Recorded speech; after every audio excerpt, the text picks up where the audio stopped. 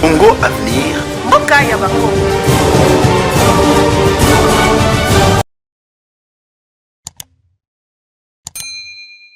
Merci pour la confiance et la fidélité placée à notre personne ainsi qu'à notre chaîne YouTube Congo Avenir. Vous êtes plus de 160 000 abonnés qui nous suivent partout dans le monde. Nous sommes infiniment reconnaissants pour ce que vous êtes et puis pour ce que vous faites à notre chaîne YouTube Congo Avenir. Topesibino Mbote, mesdames et messieurs. Excusez vraiment pour les désagréments d'hier, la qualité à son, qui est vraiment audible. C'est-à-dire qu'il y a quelques problèmes techniques, mais aujourd'hui on a pu arranger avec la complicité. Il y a Mustapha qui est derrière la caméra. Donc tu as vu que les leçons et qu'on a vraiment impeccable et puis qu'on a très audible. Merci encore. Donc plus de 143, 81, 369. 17 43. Bandeko nanga, il y a 3 sujets. Ils ont une information. Il y a 3 sujets chinois et puis un Congolais accusé de meurtre. Et puis Botoli, Bomi chinois Moussousou. Donc arrêté de vol, accusé de vol main armée. Donc outi kokuya na maboko ya ba mapinga vraiment ya province ya Lualaba wala to sil couper ça. Merci mingi na la gouverneur AI Mama Fifi Masuka mama ya bana oyo vraiment azozwa vision ya chef de l'état azo matérialiser yango semaine oto kotiela bino ba activité mingi ya Lualaba bandeko na ngai boko kamwa. Non, des réalisations au Bokotika Monopole, non, Mama Fifi Masuka en 3 coups de chapeau. Donc 3 sujets chinois, na Congolais Moko, donc je crois 4 personnes, Oyo, armée, sécurité, il y a province, il y a là-bas, et tché bango maboko, basili kobo ma chinois Moko, ba botolier, 590 000 dollars, bande konangai, 590 000. Donc ce sont des bandits. Oyo bakendaki bakoteli chinois wana babomiye 590 000 dollars oyo bazwaki au moment où bandeko mosusu bozo bunda bozo nyokama vous vous sacrifiez bozo tia ba énergie no pona ko travail et ça na bato mosusu donc oyo bazo lala te bazo lingela bino boule lokola 3 chinois oyo tala na mabumu bande konanga lelo tozala vraiment na masolo mingi. Donc surtout le bimo qui place aux images bon mekana no kosila kolanda après wana ezana makambo belé autokolobela à part makambo ba chinois bon tozo tila no calamité image bokoyoka réponse musclée ya ndeko na biso yo mokonzi ya Dipro Maître Constant Mutamba à répondre coup sur coup na Shadari. Et voilà, tu es qui sikanini FCC Kosuka. Donc à lobby Shadari, il souffre lamentablement d'une expérience politique. Nakatama solo ou Gentini Ngobila, na vice-gouverneur na ye Jekoko babandi pe opération ba démolition. Donc ba marché pirate nio sonanzela ba mama ba leli. Ben bandi konangai tobo sanate bon moni développement auto kaka. Développement na torobarango ernio sommet fois et yaka na makambo ebele o avant to kotani donc place aux images botala ndenge nini donc 22e région militaire au ya Lualaba bayaki na gouverneront devant la présence ya Mama Fifi Masuka ko présenter ba bandi 4 présumés donc bandi oyo voilà armée batili ko boma chinois wana ba botolier na montant il y a 590 000 dollars. Place aux images. Un groupe de présumés bandits, dont 3 sujets chinois et un Congolais, ont été appréhendés par les services de sécurité du Lualaba. C'est le commandant de la 22e région militaire qui les a présentés à la gouverneure de province lundi 9 janvier 2023. C'est la sécurité des personnes et de leurs biens qui nous préoccupe. Parce que la paix est notre cheval de bataille. Mais nous savons aussi que cela constitue la priorité majeure de l'autorité provinciale du Lualaba, son Excellence, Madame Fifi Masuka. Excellence, grâce à la vigilance et la lucidité en renseignement de nos services, Nos services de renseignement ont mis la main sur les bourreaux criminels et leurs armes létales. 4 pistolets au total que vous voyez là-bas, récupérés entre les mains de ces présumés criminels. Les investigations se poursuivent pour remonter la filière et de démanteler les réseaux. Ce présumé réseau mafieux aurait tué un homme d'affaires chinois le 30 décembre dernier avant de lui ravir la somme de 590 000 dollars américains. Les éléments de sécurité ont réussi à mettre la main aussi sur plusieurs armes à feu dont ces hommes se seraient servis pour assouvir leur soif criminelle. Marie-Thérèse Masuka Saini s'est félicitée du travail abattu par les services de sécurité de sa province tout en les appelant à redoubler d'efforts pour combattre ces pratiques. Je ne pensais pas aujourd'hui pouvoir me mettre pour parler de la mort. Hélas, Dieu l'a permis, mais Dieu vous a donné la force de pouvoir aller les dénicher là où ils étaient partis. Au Lualaba, nous vous donnons tout. Nous vous donnons le travail. Vous venez travailler, vous êtes dans nos mines, vous êtes dans nos infrastructures, vous êtes dans tout ce que nous pouvons avoir comme affaire dans cette province. Mais voilà ce que vous avez montré. Vous avez tué un de vôtres. Au nom de la population de Lualaba, général, avec toute votre équipe, nous vous disons sincèrement merci du fond du cœur. Car nous savons que vous êtes dehors en train de patrouiller pour que nous puissions dormir. Tous ont été mis à la disposition des instances judiciaires pour qu'ils subissent la rigueur de la loi de manière exemplaire. Merci, on a te ça vraiment mille félicitations na ba service de sécurité.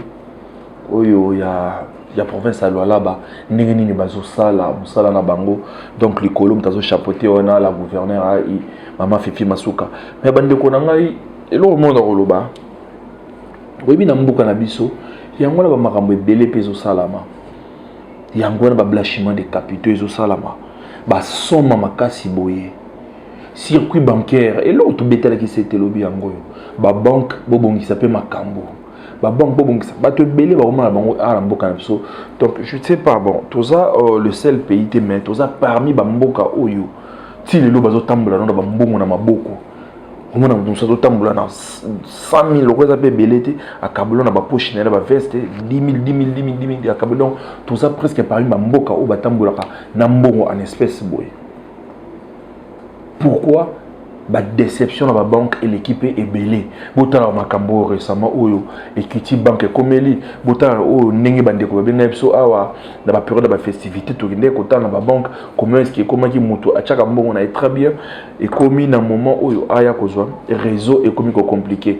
Donc vu ba makambo wana nyonso yangwana il faut ba service nso elanda parce que niveau ya ba somme d'argent oyo bato batambola na yango oyo bato ba ko bomba na ndako bozomona ba tel genre donc ba tel makamba boye de ezokomela donc coup de chapeau na service il y a sécurité il y a province ya Lualaba na ndenge basili vraiment ko tchama boko na batu ya motindo bande ko nanga to kende na point na biso biso autre baki Constant Mutamba attaqué na niveau moko donc Shadari or Shadari bazalaki famille moko façon politique na mboka na biso ezo salama donc na éviter ceux qui toko suka wapi est-ce que ezaka pour na poste est-ce que eza sur parce que bakasi qui a fait perdre à FCC babandai kucha ba pot de banane na jeunesse montante où ils allaient parce que c'est que Constant Mutamba réclame basila qui ko pesa bango opportunité té occasion té à chaque fois ezala qui ba jeune ba ka ba bimisa mutu ba kasi kwana ya FCC ya PPRD ba bande ko bloquer bango or au moment wana bango bazala qui ba allié quelque part na tweet na Constant Mutamba azolo bango très bien que na processus électoral il y a 2018 ba bloqué abimaka député provincial Abimaka azalaka d'abord élu sénateur na Lomami azaka 4 voix bango kakande ba instruisaka seni balongola 4e voix na yoana yinde sala bima sénateur te à part ça azalaka élu député provincial ya Lubao ndé ba écarté dans la même manière oyo ndenge ba instrumentaliser seni le fait que pour l'instant ils n'ont plus le contrôle ya seni ya ngolo moni Shadari ayi ko sala sortie ou ils a raté bande ko ba bengi biso de ko Jimmy di de nek mo ko venir to ba ngo sortie médiatique ya Shadari ils a qui sortie mo ils a raté azulu ka kuna moment où ba ko akutana Kabila Joseph Kabila a bengani a refusé même ko yamba parce que sortie wana to éviter ngunginini apikaki Emmanuel Ramazani Shadari mutu a tindaki était yemoko kaka parce que après l'investigation, je dois comprendre, il y a beaucoup de cadres, il y a beaucoup de membres où il y a PPRD, s'enrôler, basé sur ma carte de lecteur. Donc, mot d'ordre, il y a Shadari qui est, bango bazan non partant dans ma cambouana, à part donc, écoutez dans côté. Constant Moutamba a lobby très bien, que non. Ceux qui Shadari, yazo beta mounoko, ceux qui bazolo bilan. Bango ba jirakiawa, bilan nini bazagi nango. Donc Constant Moutamba aza responsable il y a Dipro ils a dynamique ou ba créer qui aujourd'hui Constant Moutamba age matembo aza kester ya seni na deuxième vice-président il y a nani vice-président plutôt il y a nani ya seni Didi Manara alors bi bazala ki wana ba utiko gérer bilan na bango ezalaki nini donc atika koloba makambo ya bilan donc PPRD baza forfait il les a qualifiés que non baza forfait na ba élection 2023 parce que baza na contrôle ya sénité ba mesana ko tricher to ko tila no ba élément na Borolanda yango alobi ye akotika Shadari pourquoi parce que Joseph Kabila n'a plus droit ya ko garder batu ya motindo ou combat SP Shadari parce que lorsque Joseph Kabila était au pouvoir, lorsqu'il était aux affaires, ces gens-là, Bazalaki, Basunga qui était pour que assis là, pour ça là vraiment, donc Moussala Nae, Moutou Atindaki Shadari, Azate, a qualifié Shadari à l'obiamo que non, donc Shadari souffre lamentablement. Ce sont les propos, il y a Constant Moutamba. Donc il souffre lamentablement d'une expérience politique. Donc ce ne sont pas des gens où il y a Mokondi, il y a Kala Joseph Kabila. Parce que ils ont un sabotage fort à Salaki, il y a Tika. Donc il y a instauré une alternance pacifique tout cela comme on a en janvier 2019 ndenge passation au pouvoir pacifique et salamaki le loko ya ko télémé la CENI au nom makambo ya nini balingi ba ni bakambia CENI wana te et puis cour constitutionnel balingi yango te donc ils a ko saboter fort nyos au Joseph Kabila asila iko sala yango ye ya ko singa na Joseph Kabila asila ko écarter tout nyos au lokola donc tout lokola CG SP Ramazani Shadari bandeko to yoka na meeting oyo asila ikusala ngo na siège na bango na enseignement makamuni ni Constant Moutamba asila ikoloba ngo bongo tozonga toke na chapitre mosusu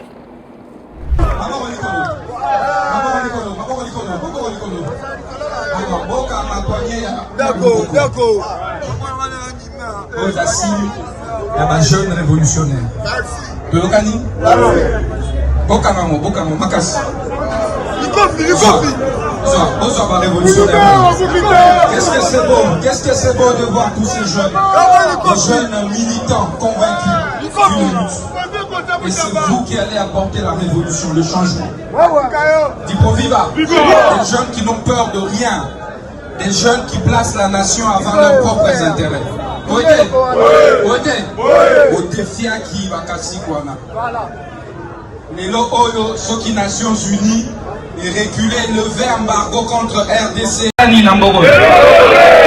qu'on place ma ministre jusqu'en 2020, Basalanini.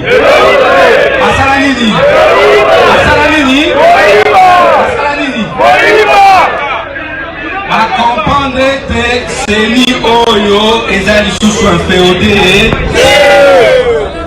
Viva. À comprendre que c'est ni Oya Lelo, et ça, ils sont sous dictat à individu. C'est ni Oya Lelo, et ça, ils sont sous dictat à Makasiki. C'est ni Oya Lelo, économie l'issous député. Voilà, Boussilikou Landa, la grâce ya makasi ya technique oyo ils a coordonné na Mustapha aussi le kolanda wana élément ya maître Constant Mutamba donc nandinga sili koloba Joseph Kabila a se désolidariser na bateau ya lolenge oyo bakasiki ya boy ba dirigeant boy. Ne pensez pas faire l'opposition eza ofandi na Gombe devant ba cadre na yo osakoloba biloba loba oyo esika mutatindi yote et bandeko na ngai biso question to komituna nge tote koloba kala mingi te bandeko o nyonso ba s'enrôler ba kokoma banani ba osala nini osomona donc titan bosala bozinga bosala politique ya chaise vide il faut que la mayele il faut que le cas ko fandi ça vraiment ba élément nyonso pembeni parce que et ça déjà na ba électeur na bino oyo ba s'enrôler suko basala nini des milliers il y a bande ko perdre au bas sili ko ba carte d'électeur na bango donc baki ne ko ni ko voter parce que yo lobby que Chadar a lobby baso ba carte té enrôlement est concerné PPRDT mais ndezana bako tika Félix Tshisekedi même pas une seconde il y a glissement bango banana candidat bako se présenter maintenant lorsqu'ils vont présenter leur candidat sera voté avec quels électeurs question mark donc bota la mois passé ils en ont chapitre mususu autre kende na yango bande ko na ngai toyebi yango awa na mboka na biso des aboyés les décisions ba ebelé ezomaka mais eloko bomaka ba décision na biso ça suivi gouverneur de la ville Chantini Ngobila autaki kozwa mokano moko awa ke donc akena une opération comme opération koto nazo bossa non sur sous opération ni wana donc je crois coup de poing hein donc ils en a comme moi bien donc je crois coup de poing directement ba kena pas pona kupanza ba marché pirate na mboka na monsieur comment moto alali ala muki na ye abimi bon moi ben na boulevard wana neti boulevard Lumumba mama ya banene koteka mikate muta ko bima wana aye dans magasin abani na kosala ba omelette tout le monde qui peut remettre chaque boutou ko benga na bango mais lelo balemba mboka na selo ko bango suivi surtout dans de grandes artères ici ka o ba mitoka lolenge na lolenge ezoleka et yango mona ba ni bakai belé komilaka bande ko na biso mona mutoka mususu frein esili et qui a la salle ake ko bois kama et pas maman bazoteka wana prenons l'exemple na seya so na basse ya so de mouton presque n'y sauté il y a 24 na Mandelese épargné na Sane faisait épargner so de prenons l'exemple so de mouton à pompage na so de mouton je crois entre ya côté Mokali ba côté kuna et comment ba marché pirate na niveau moko okokate surtout ya pompage wana isika ba bongisa ki wana ba panzi ba sali Carrefour terminus mon place wana na fc bino mituka moyen eleka ezate la police eza pembeni la police wana bango ba mipesa na bango na bana ya ba moto okomona vraiment un capitaine major abimina fêtre na ye makasi na ye awele donc na mimi opération o azana besoin ya 20 motos aroya akani 20 contacts a paraffé wana azu fêtre na ye a paraffé na moto akei ba petit na bazu ba moto wana 10 000 donc 20 motos azu 200 000 na ye donc na journée azo 200 000 na ye yali kokuma te ya cash mais makambo zo sala mana circulation eza mo boulou eza matata et to bosani te na ndenge ba ni de poule salami na banzela ngo wana à cause ba mbula oyo donc na batu na ba ni de poule circulation eza mo boulou au vu et au sud de tout le monde la police ils ont ça le côté Chantini Ngobila oui merci na idée aux huit mais prenons l'exemple il y a marché au Sahel bateau marché au Sahel il y a 24 awa na Itaga na rai disons en fait na Itaga marché na batu bakota kate nani nde ya koyana zandu kana yango lelo tokosima makamba zandu wana tokokita na terrain soki baboyi biso tokota ngana caméra na soki baboyi biso tokota bandeko nanga na 2023 au tozi ba matériel biso onde tosala musala tokokende so tozana besoin d'information et si ka tokei soki baboyi biso tokota poto filmer tokotombola ba drone tokozonga na biso tokei mais totomboli drone tomemi yango ti esika wana tozwi ba image à partir ya drone. Donc 2023 système to filmer na ni trop travail en wana so to yé tous informations parce que to boy to ça la diffamation so to yé tous informations bo boy ko permettre ça to ko to filmer pour to la qui ça bana mboka to la ça plus de 160 000 abonnés au ba pesa au ba sala confiance na Jimmy Dil au ba sala confiance na Congo Avenir Mobimba ceux qui bo boy to pesa bango la bonne et la vraie information biso to ko matsa ba drone na biso to ko ya to ko zo image pour to la ça bango. Oui, Europanza bango wana trocheno ba image na ndenge bakine ko banda no na chango balinga balongo na chango ti aéroport na kingasanya suka côté wana niveau wana nzele koma moké ba marché trop de marchés pirates entrée à Mokali n'a parle même pas okoko katate. Oui, c'est bien babandaka bien mais suivi après une semaine so karanet le quoi déjà ndé babanda ki ndé ba leki lelo ba pandi ba buki ba longoli ba épave. Je crois que banda qui a épave à ceux qui wapi Kasavubu bandal ngana lo bango boya na bandal ya inga si ya suka na la police ba policier wana o so combien d'années na si so comme 19 vers bo krole kati ba la etikalité la moké chaussée etikalité la moké parking ba somba tala ba kaya cartonné tala kaya cartonné monena bango ba saka makasi pona ko enregistrer mituka j'ai coco vice gouverneur kunozo monate na bandal Kasavu on ne parle même pas garage eleki bato bazo so mamituka ici quand là il s'amituka isate et c'est normal na ba pays développé tozo mona parking ya ngwana nde izo sala izo kota mbongo biso nyonso to sombal ba abonnement ba parking wana na ville comment donc ils en esika au coach de partout so za abonnement na nde au coach esika o parking payer ba biloko na nde ekokotisa mbongo. Pourquoi pas mutation minute parcelle na ye azana étendu na ye wa sombiona ache parking na azo louer saka to mona ngona cité ba place wana ezali ngana ba place belé oyo bato bazana ba parcelle na bango ba tia ba parking ba louer saka 2000 francs na mutuka 1000 francs mais 2000 francs na mutuka imagine ba salaire recette combien boya na bandal na bino isika msuté na binga na pezi noka bandal molar na inga ya suka ya police eza wana na niveau ya mbongo donc imagine ka inga suka donc ekomaka ti kota terrain a di wana nyonso ti boya lokwa neti na kimbondo nyonso ne tondaka mituka.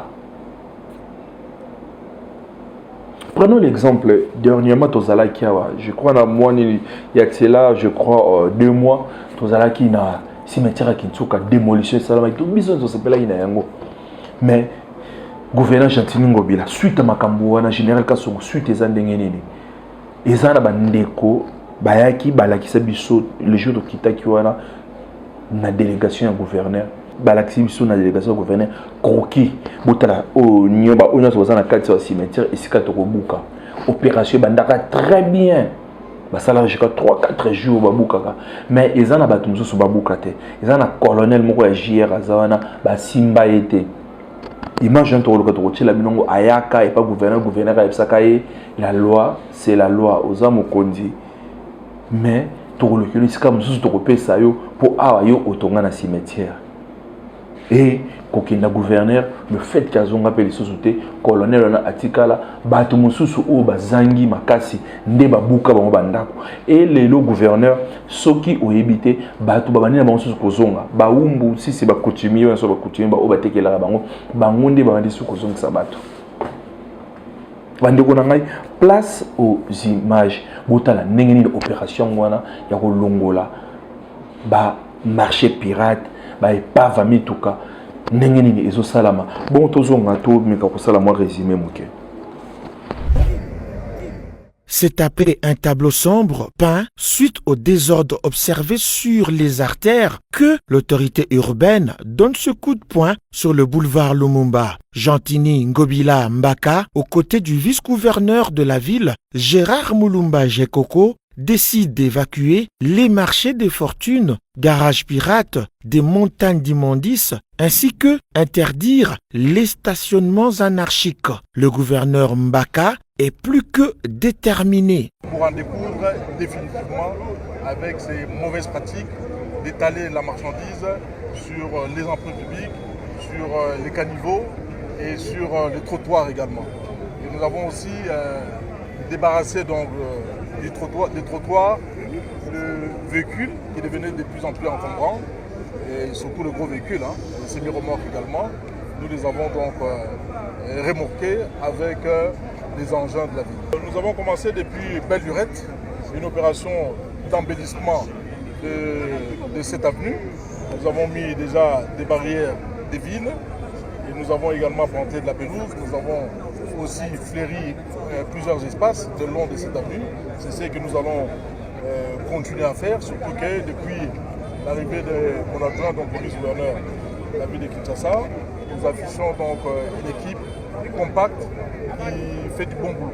Donc nous espérons que dans les jours qui viennent, cet espace sera complètement assaini et complètement également embelli. L'opération coup de poing, ici au district de Tchangou, récolte du succès grâce à la présence des Quinois, des membres du gouvernement provincial et du patron de la police de la ville de Kinshasa. À noter, les travaux d'embellissement des emprises publiques vont se poursuivre tout au long du boulevard Lumumba, de la première rue commune de Limete à l'aéroport international de Djili. Donc, on a aussi tala ba élément imaginaire et salami. Biso to kusenga kaka na gouverneur suivi ezala parce que gouverneur ozana ba charge belé ozana mutuna yo. Ba charge na nyoso ezokoyelela président de la République. Et kokotana bilan ya président de la République parce que charge makasi o ezoyo eza démolition ya zando ya marché central. Et loko wana po elongwa eza matata. Année au pesaka biso que non et Rosala inauguré en 2023 na na habité to que tout annonce qui déjà comme na niveau ni salaka suivi cimetière wana olobaki ke ezana ba cimetière ebele ezaka ki tokate ba cimetière ebele partout nyonso ba tongi boko buka et ba place ya kosomba ezebele. Pourquoi prenez l'exemple de Bandegonanga, il y a Bédengalema. Lelo Bédengalema, Bokende Botala Bomona, Nenge Batu Bazotonga. Tout le long, il y a fleuve Wana. Tout le long, il y a fleuve Wana. Et ça, car Bino n'a de Bosoma parce que ils n'ont pas pauvreté, ils n'ont pas Sikana. Et ça, Bino n'a Bino. Mais le fait qu'ils aient Bino, il y a un besoin de se protéger. Ba marché pirate oui petit peuple oui beaucoup bien na bango bola tsabango esikani o bakoyi koteka mingi wana ba pesa raison ba bimana balabala pourquoi parce que basi ya bakonzi bakotaka na wenzete biso tout ça là mon kopso descente mususu awa na marché gambela to kamo na kati ya marché gambela be étalage nio c'est ça na mo vide bat bazala te bat batona en Éthiopie wana Éthiopie nzele ezalaka bien mais ekangama pourquoi parce que bato nyonso vraiment na Éthiopie balobi oh ndeko journaliste biso totikala na kati kuna basi na bango so baye bakitaka même ata na mutuka bakitaka te basukaka na mutuka akitika glace yelanga bitabe yelanga mbisi wana yelanga nini aponi kaka na mutuka wana abaluki akei mais non nga so naza na kati na koteka ndenge nini Zouane ti marché à pompage wana et si ka ba ma banda côté kaming na kati ezalaki parcelle à moto à l'ouest na et pas ba libanais ba ti ba maison ba maman donc ba maman na nde ba teka na pompage wana bazoteka nde na chaussée bazoteka na nde na chaussée gouverneur de la ville de Kinshasa ba service na no ezana ebele e kongola mbongo to éviter solution pour pesa bango les années mais toujours saluer Moussala wana parce que oui la loi est dure mais c'est la loi makambo ya monde et kotombola mboka mais sauf que suivi il faut ezala ce qui vous bandi opération moroboy il faut qu'on continue yango tina suka parce que toujours mona abandi konangai détournement sur détournement le chef de l'état a été causé un espace grand Kasai ava ezala qui passe et le ils ça la so passe makasi ce sont ses collaborateurs,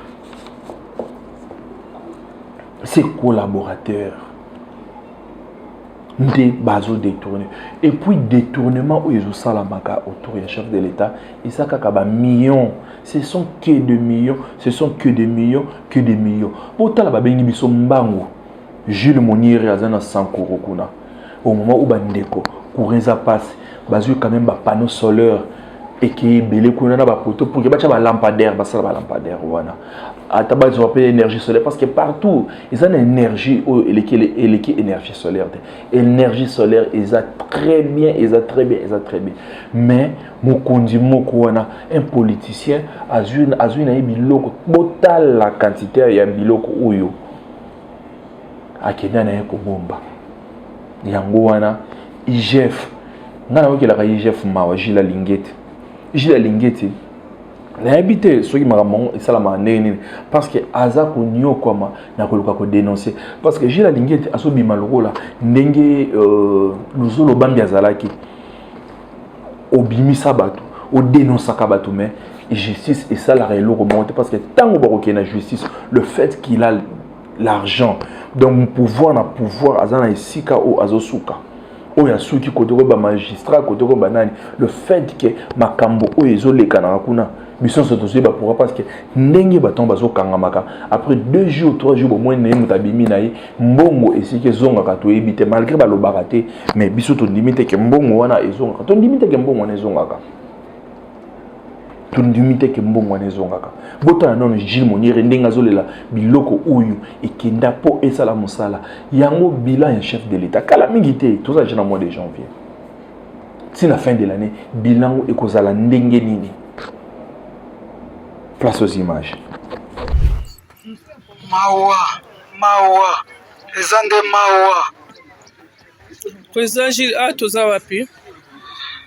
Merci maman journaliste, toza na kati ya Sankuru. Kokamwa na mawa. Biloko ya 100 jours.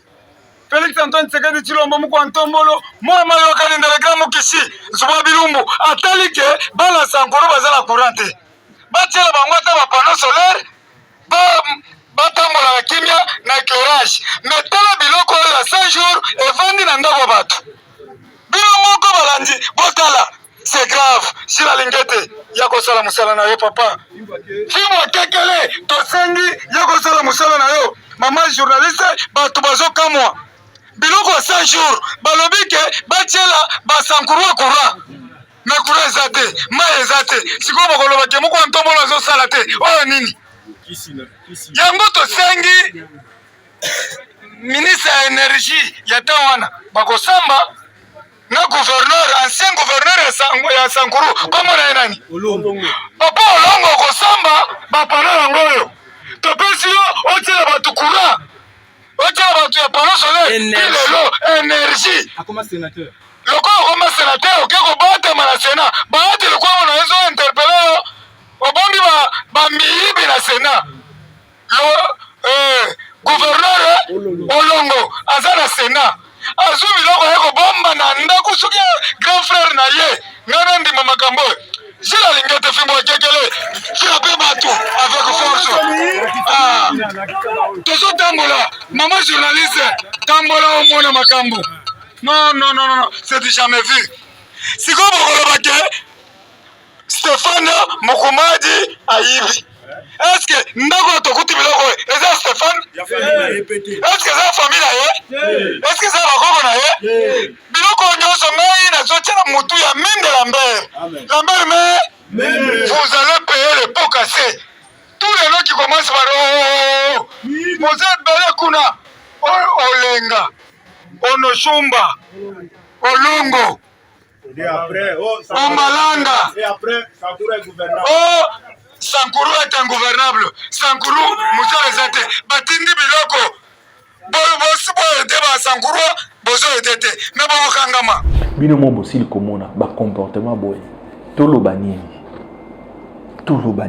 Donc tout le monde au barotier na secteur mo boy, alingi aléa. Ah, on peut comme tourner à biso. Comment se fait-il mutu oyo ba nommé? Soka ba nommé mutu au moins na famille na bango fête bandi.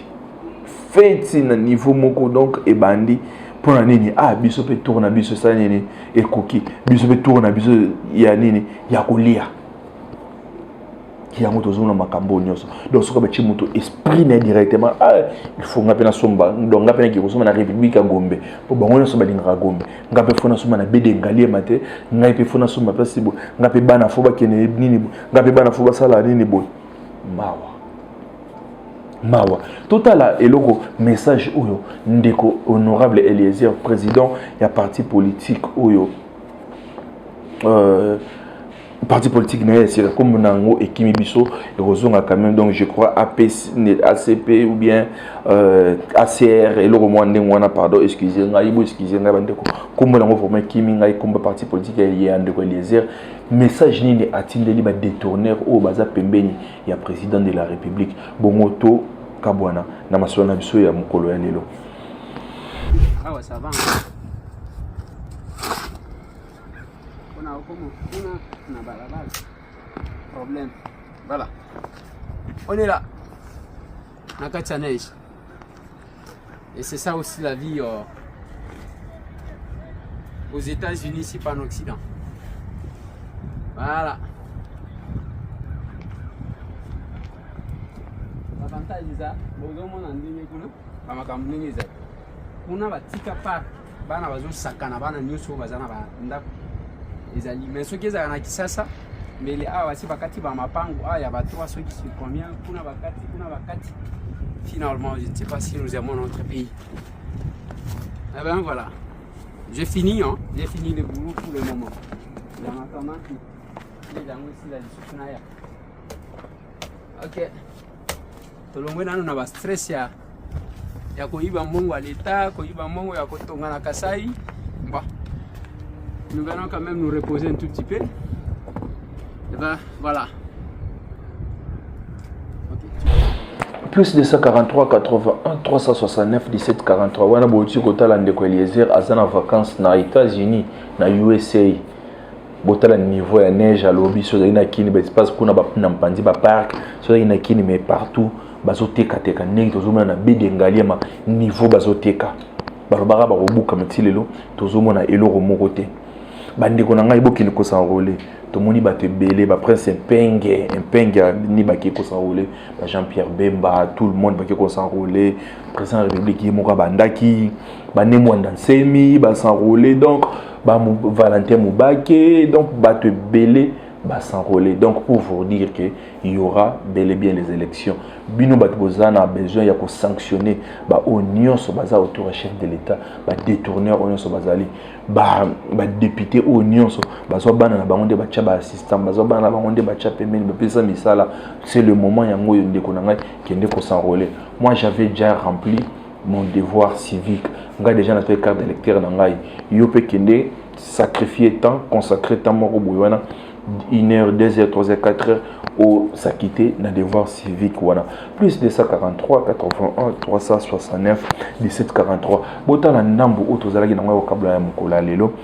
Beaucoup plus de suggestions, ma remarque na bino, ma commentaire, bo liker ma vidéo na biso, bo s'abonner ainsi que bo aimer. Donc nulle place ailleurs. La vraie et la bonne information, c'est ici à Congo Avenir. Plus de 143, 81, 369, 17, 43, plus de 160 000, voulais-je dire, abonnés. Oyoboza, Kolanda Biso, Topessimino, merci pour la confiance, la fidélité au Boza Nango na Congo Avenir. Merci beaucoup. Que Dieu bénisse la République démocratique du Congo. Congo Avenir. Okaya Bakongo.